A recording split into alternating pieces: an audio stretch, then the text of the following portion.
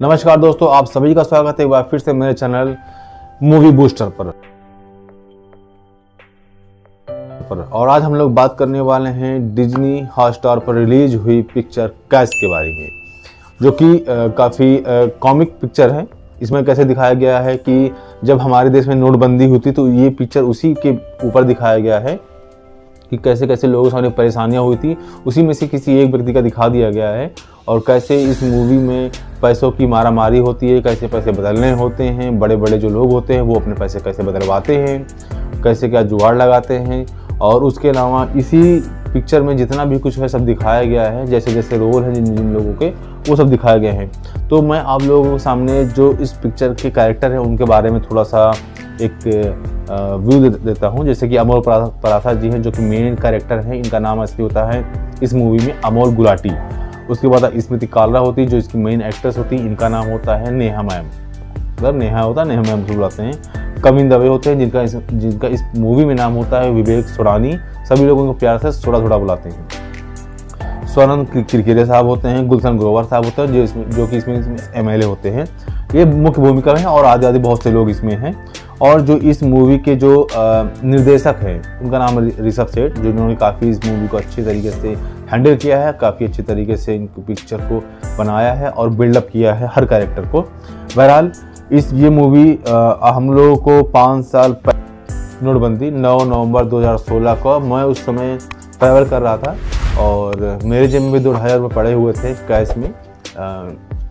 500 की नोटें थी, जो कि मुझे पता चला कि 8 बजे के बाद से वो बेकार हो गए हैं, उनको जाके बैंक में बदलवाना होगा, ऐसी सी बात। फिर उसके बाद सभी लोगों ने अपने अपने प्रयास से इसको कहीं पर कुछ खरीदा, कुछ बेचा, कुछ बैंकों में जमा किया, उसके बाद लेने लगे। और उसके बाद काफ़ी कुछ ऐसी समस्याएं होती हैं जब नोट बंदी हुई थी कि बैंक भी ज़्यादा पैसे लोगों से ले रहा था, उसका एविडेंस मांग रहा था कि आपके पास इतना पैसा कहाँ से आया। और जो विड्रॉ कर रहे थे उस पर भी कुछ दिनों बाद एक लिमिट लगा दी गई थी, और जिनके घर में शादियाँ थी उनको भी थोड़ा सा ज़्यादा मिल रहा था और लोगों से। तो ये पूरा सिचुएशन है नोटबंदी का, वही चीज़ उठा के इस मूवी में दिखाया गया है कि कैसे हम लोग यानी कि आम जनता उस चीज़ से गुजरती है, उस नोटबंदी के दौर से। ये एक कहानी का एक आप समझ सकते हैं पूरा सार है। अब इस कहानी पे चलते हैं। तो जो हमारे मेन कैरेक्टर होते हैं अमोल पराशर यानी कि अमोल गुलाटी साहब, ये इनके अंदर एक CEO का कीड़ा काटा करता है। ये इस पिक्चर में जब फ्रेम ओपन होता है तो उसमें जो दिखा रहे होते हैं तो लोकल रामू करके अपना नया स्टार्टअप चालू करते हैं। और शुरू होने वाला होता है कि मूवी में पंडित जी पूजा करने वाले होते हैं कि कंपनी बंद। जो उसके मेन इन्वेस्टर होते हैं वही नेहा जी, वो कुछ बताती हैं कि ऐसे ऐसे बात हुआ है, आपको पैसे हम लोग नहीं दे पाएंगे नोटबंदी की वजह से। जो भी नोटबंदी ऐसा कुछ होता है कि पैसे नहीं दे पाएंगे। बस इतना कहने के बाद वो भाई साहब वहाँ बैठते हैं और कहते हैं भैया इन्वेस्टरों ने पैसे नहीं दिए हैं और क्या कंपनी बंद। बहरहाल वो वहाँ से निकलते हैं। उसके बाद कई कंपनियों में चक्कर लगाते हैं, अपने आइडियाज़ दिखाते हैं कि ऐसे होगा वैसे हो, कोई कंपनी इंटरेस्ट में इसको नहीं लेती है। फिर उसके बाद नोटबंदी हो जाती है। नोटबंदी के बाद जब अपने घर आते हैं तो 20-22 लाख रुपए इनके घर में एक बैग पड़ा होता है जो इनके चाचा जी का होता है, वो भी इलीगल पैसा होता है। उसको लीगल करने के लिए कई तरीके हथकंडे अपनाए जाते हैं, कुछ बैंकों में देते हैं, कुछ जब कंपनी बनाई जाती है तो जो लोग उसमें काम करते हैं उनके अकाउंट खोले गए थे, कुछ पैसे उनको दिए गए थे। और जब पैसा वहाँ से विड्रॉ करके आएगा तो 2% 4% उन लोगों को देना था। ऐसे करके वो 20 लाख रुपये वो किसी तरह एडजस्ट करके देते हैं अपने चाचा को। तो इनके चाचा बड़े खुश होते हैं, वो बोलते हैं बेटा मेरे पास और पैसा है, 4 करोड़ रुपए किसी और का है, 1 करोड़ रुपए इनका खुद का है। तो इनके पास पैसों की मारामारी होती है। और भाई साहब अमोल पराशर जी को तो आइडियाज़ का और CEO बनने का चुल रहती है। तो वो भाई साहब मान जाते हैं कि नहीं मैं पूरा मैनेज कर लूँगा। और जो विवेक सोडानी यानी सोडा भाई साहब होते हैं वो होते हैं CA। तो सब कुछ दारोमदार उन्हीं को होता है कि पैसे कैसे हमें कहाँ से कलेक्ट करने हैं, कहाँ पे देने हैं, सब कुछ। उसके बाद कई लोग इसमें शामिल होते हैं और उसके अभी तक जो है नेहा इसमें शामिल नहीं होती। तो जब 5 करोड़ रुपए इनके पास आते हैं तो उसके बाद एक फ्लैट ढूंढते हैं या घर ढूंढते हैं कि जहाँ पर उस पैसे को रखा जाए, जहाँ से सारी डीलिंग होगी। तो जो प्रथमेश एक इसमें लड़का होता है जो कि जिनसे ये लोग बात करते हैं रूम के लिए, घर के लिए, तो वो लड़का नेहा जो इन्वेस्टर थी, जो लोकल रामू जब शुरू हो रहा था हमने बताया था स्टार्टिंग में, उसी से बात करता है। वो फ्लैट दिलाती है, वो बड़ी चालू होती है। तो ये करते क्या हैं कि जब इनको पैसा मिलता है 5 करोड़ रुपये, उसमें 50-60 हज़ार रुपये एक्स्ट्रा होता है, कुछ भी होता है, वो काउंट में नहीं होता, उसको लेके जाते पार्टी वार्टी करने की। वहीं पर नेहा मैम इनको देख लेती हैं, वहीं पर सारी बातें होती हैं, कुछ ऐसा ताना बुना जाता है जिससे कि वो इनके साथ में आ जाती हैं। फिर होता क्या है कि जब ये लोग वहाँ पर रहते हैं तो वहीं पर छापा पड़ता है इंस्पेक्टर साहब का, जिनका भी एक खुद का टारगेट होता है कि मुझे 100 करोड़ रुपए इस नोटबंदी में पकड़ना है अवैध। भाई साहब वो आ जाते हैं, हर जगह पर छापा मारते हैं, काफ़ी पैसा वहाँ से इकट्ठा करते हैं, ले जाते हैं। ठीक, इन लोग को वहाँ छोड़ देते हैं, भाई तुम लोग निकलो वहाँ से। फिर क्या होता है, ये नेहा मैम उनके साथ इनके फ्लैट पे आती है, जहाँ पर ये लोग अपना ऑफिस बनाते हैं, वहाँ पर आते हैं, वहाँ पर इनके साथ बातचीत होती है, थोड़े बहुत रुकते उकते हैं। वो कहती हैं मुझे वॉशरूम जाना है, वॉशरूम जाती हैं, वहाँ पर देखने लगती हैं कि कहाँ पर कैसे क्या रखा है। काफ़ी कुछ पैसा निकाल के ये विंडो से बाहर फेंक देती हैं। तो ये कहती हैं कि मुझे जाना है, मुझे ये है, मुझे कार्तिक पूर्णिमा का व्रत है, फलाना का, अपना ये लोग निकल लेती हैं। फिर वहाँ से जब लौट के उधर से जब ये जाने लगती हैं, जो पैसे बिन होते, तो ऊपर से हमारे भाई अमोल पाराशर साहब वहाँ से झाँकते हैं, कोई भाई बस इतना ही, और 2-4 ले लो, राउंड फिगर कर लो पैसे। इनको अंदर लेकर आते हैं, फिर से बताते हैं कि चोर है वो फलाना का। तो वो खुद बोलती है कि क्या कहते हैं, जो चोरी का पैसा तुम लोग खुद इसको कन्वर्ट कर रहे हो, ऐसे कर रहे हो, वैसे कर रहे हो, कैसे कर, तुम लोग खुद चोर हो। तो वो बोलती है कि क्या तुम लोग के पास कोई ऐसा आइडिया है जिससे तुम लोग ये पैसा कन्वर्ट कर सकोगे। तो वो लोग बोलते हैं नहीं, हाँ हम लोग कर लेंगे। और उसके बाद लेकिन जो सीए भाई साहब, छोटा भाई साहब होते हैं, वो बोलते हैं नहीं आप इनसे हेल्प लेनी चाहिए। और वही बोलती है कि मेरे पास काफ़ी कॉन्टैक्ट्स हैं और काफ़ी कुछ हैं, वो सब कुछ मैनेज कर देंगी। तो किसी तरह करते करते 2.5 करोड़ रुपए ये लोग मैनेज कर लेती हैं। उसके बाद जो है 1-1.5 करोड़ रुपए लेके जाते हैं ये लोग। एक होते हैं काजी भाई साहब, वो उनका तो अलग ही सीन चलता है भाई। उनको चोर पहुंचाओ तो उनको मज़ा आता है। कोई कभी वो अपने दांत खिंचवा रहे होते हैं। जब हम लोग काजी से जब हम लोग की इंट्रो कराई जाती है दर्शकों की, तो वो अपना दांत खिंचवा रहे होते हैं, वो भी एक बड़े से लोहे के तार से। और वो कहते हैं कि जहाँ भी जाते हैं, अगर कोई पकड़े जाते हैं तब तो मुझे मारो, ये है। वो कहते हैं कि दर्द लगने के बाद में उनको किक मिलती है। भाई साहब उनका अलग फंडा है, क्या है क्या पता नहीं। तो उनको पास काफ़ी 1-1.5 करोड़ रुपये लेके जाते हैं, उसको एक्सचेंज करवाते हैं। उसके बाद 50 लाख रुपए और देते हैं। तो 50 रुपये और देते हैं। जब 50 लाख रुपये देते हैं तो भाई साहब फिर जो वो इंस्पेक्टर साहब थे जो कि पब पे पकड़े गए थे, पकड़ने आए थे, वो काजी भाई साहब उठा ले जाते हैं। काजी भाई साहब जेल के अंदर, ये दोनों लोग जाते हैं कि काजी की पता करने के लिए, पैसे कहाँ हैं, एक्सचेंज हुए हैं, फलाना ढमाका, ये सब करने के लिए भाई जाते हैं वहाँ पर। काजी बोलता है ऐसी ऐसी बात है और तुम मेरी मम्मी को थोड़ा केयर करो, मैं उसको मैं बात बता दूंगा। ये अपना मम्मी केयर करने लगते हैं। फिर वो वहाँ जाते, जब भी ये लोग जाते हैं तभी काजी को मारने पीटने वाला सीन चालू होने वाला रहता है। जैसे लोग पहुँचते हैं वो भाई साहब वहाँ से खसक लेते हैं, मारते पीटते नहीं इनको पुलिस वाले।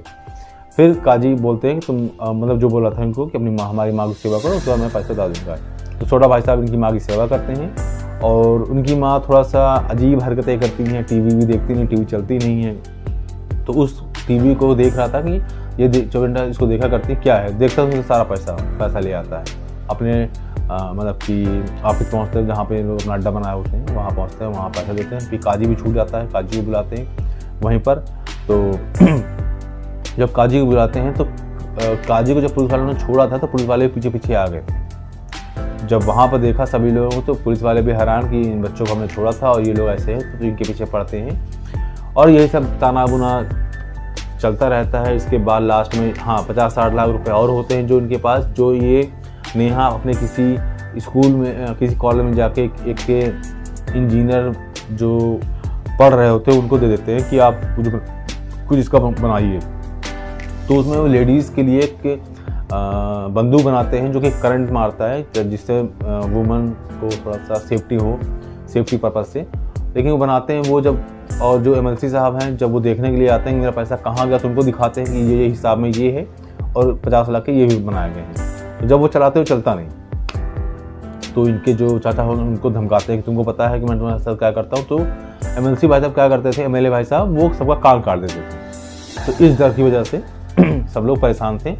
और जब चीज़ें नहीं चल रही थी, जब चीज़ें नहीं हो पा रही थी, तो एमएलए भाई साहब ने क्या किया कि जो नेहा था कहा कि मैं इनका कान काट दूंगा। तो उन्होंने बोला कि मैं आपका सारा पैसा आपको विदिन 15-20 दिन के अंदर ला के दे दूंगा, ऐसा बोलते हैं।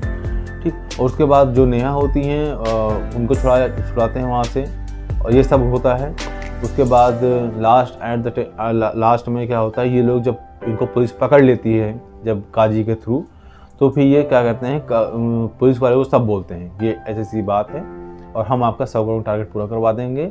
और जो MLA साहब हैं उनके पास काफ़ी ब्लैक मनी है, तो उनकी बात हो किसी तरह वो मान जाते हैं। मानने के बाद वो लोग वहाँ जाते हैं, 2 करोड़ रुपए सरकार पर दबाव बना के वो भाई साहब निकलवाते हैं कि और पैसा हमको लोग को लेना है, उससे पैसा लेते हैं उनसे, वहाँ जाते हैं, वहाँ वो पैसा भी किसी तरीके से मेरे साथ बाहर निकलवाते हैं। लेकिन होता क्या है कि जो छोटा भाई साहब होते हैं वो बाबा पुलिस को फ़ोन कर रहे होते हैं, तो वो देख लेता है, उनको पकड़ लेता है, ऐसी सी बात होती है। फिर उन लोग को मारने पीटने के लिए बोलता है, ठीक है। तो वहाँ से कहता है तुम इनका ध्यान दो, जो इनका बॉडीगार्ड बबलू होता है, कहते हैं तुम ध्यान दो, मैं अभी आता हूँ। ये भाई साहब बाहर जाते हैं, वहाँ पर अपने दोनों जो बैग होते हैं वो अपनी गाड़ी पे रखते हैं और निकल लेते हैं। पुलिस वाला आता है, कहता है भाई साहब ढूंढो जहाँ ढूंढना है, अगर मिल जाए तो मुझे फ़ोन करके बुला लेना, वारंट लेकर आना। तब क्या होता है कि जो अमोल पराशर होता है वो हर जगह देखता है कि कहाँ पर है, कहाँ कैसे नहीं है। वो वहाँ पर जाता है, देखता है, उसको शक होता है कि गाड़ी में ही है, क्योंकि गाड़ी से भाई साहब निकल रहे हैं। अब क्या होता है कि ये लोग गाड़ी के आगे पीछे भागते हैं, लेकिन गाड़ी भाई 4 व्हीलर है, हाई गाड़ी, कैसे रोक पाओगे। तो इनकी जो बंदूक थी जिसको उन्होंने ले रखा था, उसमें एक ये सिस्टम है कि कहीं से भी कोई बोल दे कि बचाओ, वो अपना काम शुरू कर देते। तो जब बंदूक उन्होंने रखा था तो उसका पॉइंट इनके तरफ था, गाड़ी के अंदर, और गाड़ी के अंदर चल रहा था FM ये गाना कुछ चल रहा था, उसमें जैसे बचाव आया ये भाई साहब वहीं ढेर। तो गाड़ी उन्होंने निकलवाया, गाड़ी रुकवाई और गाड़ी से जो क्या कहते हैं पैसा था वो बरामद किए। उसके बाद ले जाकर बकायदा अपना 100 करोड़ का टारगेट पूरा करते हैं और बच्चों को छोड़ देते हैं। ये थी पूरी कहानी का सार, ठीक है। अब बात करते हैं इस कहानी में इस पिक्चर बनाने में कैसे क्या सिस्टम था, कहाँ बोरिंग थी, कहाँ नहीं थी, मूवी कैसी थी। देखिए मूवी ओवरऑल तो अच्छी थी, ठीक है, सब बढ़िया था, सारे रोल बिल्डअप थे, सारे रोल को अच्छे से निखार के बाहर लाएगा। अच्छी कॉमिक टाइमिंग थी अमोल पारसा साहब का, विवेक सुडानी का। लेकिन कहीं कहीं पर मुझे ये लग रहा था कि कुछ खींचा जा रहा है, बेवजह की चीज़ें दिखाई जा रही हैं, जो कि थोड़ा सा मूवी को देखने में अनइंटरेस्टेड कर रहा था। इसलिए मुझे ये लगता है कि मूवी को जितना हो सके उतना सिर्फ वाजिब चीज़ें दिखाई जाएं, ना कि फर्जी की चीज़ खींची जाए उसमें से। एक्टिंग अच्छी थी, गाने भी ठीक ही ठाक थे, और सबसे बड़ी बात थी कि जो उसके कैरेक्टर थे वो ज़बरदस्त थे। उन लोगों ने बेहतरीन काम किया है, बेहतरीन से बेहतरीन अपने रोल को ऊपर लेकर आए हैं। और सबसे बड़ी बात है कि जो मूवी का जो उन्होंने वो देखा कहानी, वो ज़बरदस्त थी, क्योंकि वो आप ये मान सकते हो कि रियल कहानी बेस पे है। क्योंकि नोटबंदी जब अपने देश में नोटबंदी हुई थी तो उसमें जितनी सिचुएशन होती उसी में से एक कहानी उन्होंने दिखा दिया, ऐसी सी बात थी। तो मेरे हिसाब से जो मूवी है ये अब मैं इसको 5 में से 3 नंबर देना चाहूँगा, 3 स्टार रेटिंग। और मूवी देखने लायक है, आप एक बार मूवी ज़रूर देख सकते हो, अपना वीकेंड आप अच्छे से मना सकते हो। हाँ ये है कि आप जब कहानी देखोगे तो आपको ज़्यादा बोरियत महसूस नहीं होगी, थोड़ा बहुत होगा जो आधा घंटा का लगभग रहेगा, लेकिन वो आपको समझ नहीं आएगा। मेरे हिसाब से मूवी ठीक है, आप अपना वीकेंड एंजॉय कर सकते हो। और मूवी के लिए ऑल द बेस्ट। आशा करता हूँ अच्छी पिक्चरें ऐसा आती रहेंगी।